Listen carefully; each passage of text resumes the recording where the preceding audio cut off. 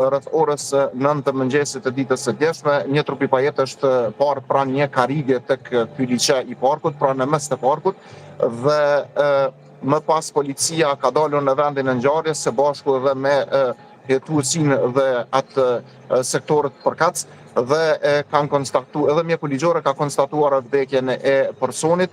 Personi i takon në moshës rreth të 70-tave, pra një pensioner, dhe më pas kemi marrë informacion se i takon familjes Shala, pra është profesori Fahri Shala, i cili ka qenë ligjërues i gjuhës shqipe në shkollën fillore Rami Sadiku deri në pension. Deri te rrethanat se si ka ardhur ky rast ende nuk dihen dhe familja tash pritet së shpejti për me hapë derën e të pamës dhe për me e njoftu për ceremoninë e vorimit. Vlen të theksohet se ky është rasti i dytë që papritmas ndron jetë një person. Këtë rast që përmendëm thuhet papritmas sepse ende është në rastin e cilësimit të hetimit të vdekjes.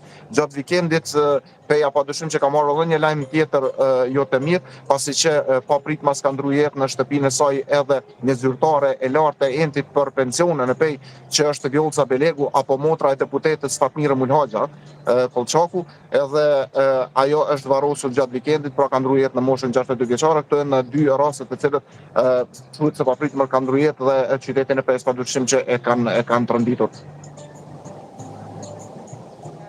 Me personin, është policia duke vazhduar hetimet, dihet më shumë detaje rreth tij, rreth identitetit të tij, personi i cili u gjet në park?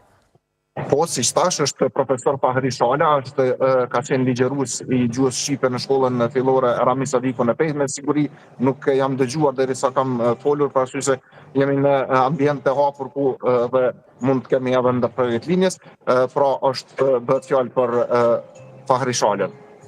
Qartë, mirë, faleminderit shumë Valdrin për këto informacione që i sollen në këtë mëngjes.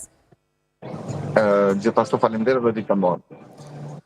Një lajm i rënd pra na erdhi në këtë mëngjes nga qyteti i Pejës.